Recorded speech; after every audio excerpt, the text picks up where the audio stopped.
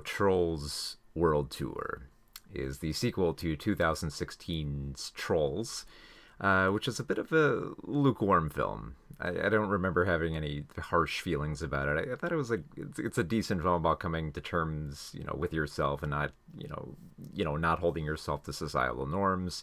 And then it has lots of cute colors and bright pop music. So I didn't really think much of the film. It's fine. I didn't really feel heavily about it one way or the other.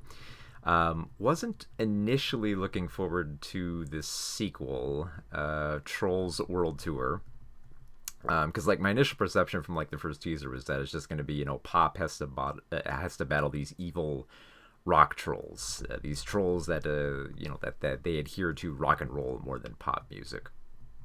So I thought, okay, it's going to be, standard villain, and Poppy's basically just going to hug her way out of this. But I was actually I'll be honest, I was kind of surprised by this. I did not expect it to engage me as much as it did. Now, it's not it hasn't blown me away as far as DreamWorks' best work. It's definitely not up there. But it does explore, I think, just enough to make me appreciate the creativity that went into this. I think what's most interesting about this concept is that it blows up the idea of trolls. It's they're no longer just centered on pop music here. It's not just about bright sugary pop music. Thank goodness. They don't want it to be that polarized. And turns out there's trolls of all sorts of music. There's techno trolls, there's funk trolls, there's country trolls, and then there's weird subgenres of trolls. There's K-pop. There's yodelers, there's smooth jazz. So it's wow, this is actually kind of an interesting idea. I don't know where all these trolls were hiding out in the first film, and I'm not sure how they connect with the evil Bergens that ate all the trolls in the previous film, which this film doesn't address, and I'm kind of glad they don't. They this film, no joke, you basically don't have to see any of the first film to appreciate this film. In fact, if you didn't see the original Trolls, this film it actually holds up perfectly fine on its own. You don't have to see anything of that first film, mainly because it ignores a lot of stuff from the first film and just kind of weaves its own different story here and all this this unique troll lore. So it's kind of an interesting concept. It's not the most original idea, but I think it's sufficient for kind of the rock opera that they're trying to go with here, which is that all these trolls, basically all their different genres of music, live together in harmony. They have this magical harp. And then they all just sort of took their own strings of genres and went off into their own lands. And so now, the rock trolls, who are led by Queen Barb, decked out in her mohawk and her black fishnet stockings and her black makeup, now wants to take all of the strings and basically make rock the dominant genre. She hates every other genre of music. She hates country. She hates she hates them all, basically. She starts with techno, and then she works her way up, basically saying that all other music is inferior to rock and roll. Now, initially, when Poppy here, now the Queen Poppy, who is now queen of all the pop trolls, which we learn are pop music trolls, essentially. She's voiced by Anna Kendrick once more, and she's trying to come to terms with what it means to be a leader for her people. She just wants to be the typical goof-off troll, which seems to work fine for this kind of environment. The only problem is, she has to clash with the more cynical Branch, voiced by Justin Timberlake once more.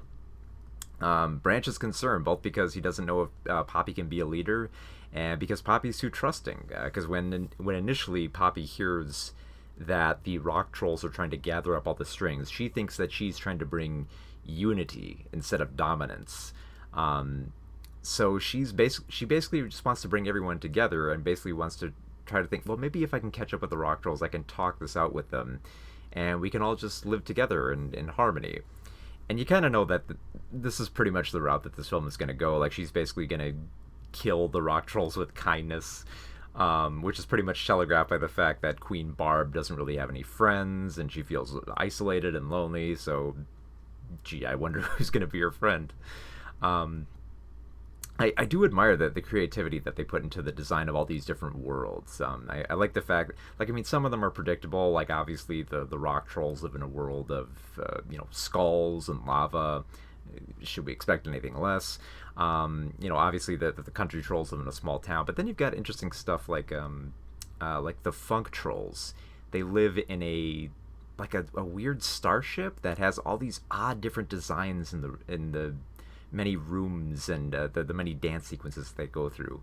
I thought it was an interesting choice to make the techno trolls mermaids. Like, I don't know if I would connect water-based creatures with electronic music, but there you go. And I really dug how all these other like subgenres are kind of like bounty hunters, like kind of like vying for their spot in this new musical world order. So there's kind of this. I gotta admit, I really do kind of like the layout of this film as kind of like this sort of like Lord of the Rings or kind of Lord of the Strings, I guess if you want to call it something like that. It's a very clever idea, and I gotta admit, anytime they were doing all this like world building around the trolls, I really appreciated it. There's a huge voice cast, fairly huge voice cast, a lot of returning voices, obviously. But then you've got a few predictable roles here, like with the Funk Trolls. The leader of the Funk Trolls, when he first showed up, I just like, off the top of my head, I thought, oh, is George Clinton gonna voice them?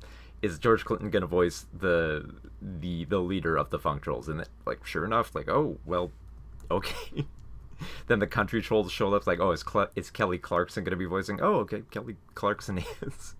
Obvious casting there. There are a few interesting little roles that pop up here and there. I do like the fact that Sam Rockwell shows up as sort of like this southern drawl troll. Kind of fun. I love the fact that there are dance-off battles and like they find different ways to get around the different like musical genres and how the other trolls connect and how they have this kind of cultural divide. So I gotta admit, there's a lot of creativity that went into assembling these many different kinds of trolls and their worlds and their different kinds of music. It's a very good variety. The message, like the message of the film of Unity is fine. It's very blunt, and I don't hold that against the film. Obviously, this is for kids. You want to make sure they understand this clearly, and they don't skirt around what they're talking about here. The music is not too bad. I mean, the rock trolls sing covers of a few obvious songs that you expect. The pop trolls obviously sing, a few old familiar pop favorites. The humor is going to go over a lot of young people heads, and it's weird. Like, I kind of dig the humor, but it also, like, if you question it too much, it kind of ruins the experience. Like, there's a great bit they have about how the rock trolls only get tattoos everywhere on their body except their face because they say they want to get office jobs someday. And then it makes you question, like, well, are there offices in this fantasy world? And then you start questioning, well, wait a minute, there's a classical musical troll world, so what constitutes as classic? Like, was there a classical stage to trolls? Where do the Bergens fit into all this? Because they're pretty much not in this film. And I love how the fact that the film basically doesn't answer these questions. It's clear that as the film goes along, it's just trying to have as much fun as they can with this concept, which comes together about as expected. There are a lot of moments in this film where I was genuinely smiling at it. I wasn't really wowed by any of the musical sequences. I mean, they were cute, and I like the covers. They're fine, but but I kind of adore the film. I more appreciated the world that they built here as opposed to the characters. Like, I love the idea of Queen Barb more as a leader and what she represents more than her actual character. Like, her character is like a fairly simplistic villain who will be defeated with kindness. Poppy is a fairly straightforward character in terms of her arc, which is basically coming to terms, with being a leader and learning, how to unite people as opposed to just assuming that everyone, kind of digs your music and your same vibe. She has to kind of learn that as she goes along. I do gotta admit, I do appreciate that the film does add in a few twists into the mix. I mean, they're fairly telegraphed here. I mean, adults are going to see it coming a mile away in terms of different spies and and like a dark history behind the strings that is kind of revealed as the film goes along. They're fairly expected, but that's fine. The kids are most kids, I imagine, are probably not going to get these twists right away, so it's probably going to be genuinely surprising for them. And let's face it, that's who this film is for. It's for the little kids, and they're going to get a lot of great, these colorful worlds. They're going to get a lot of fun covers, and on that level, it kind of works. I admit I was genuinely smiling throughout most of this film.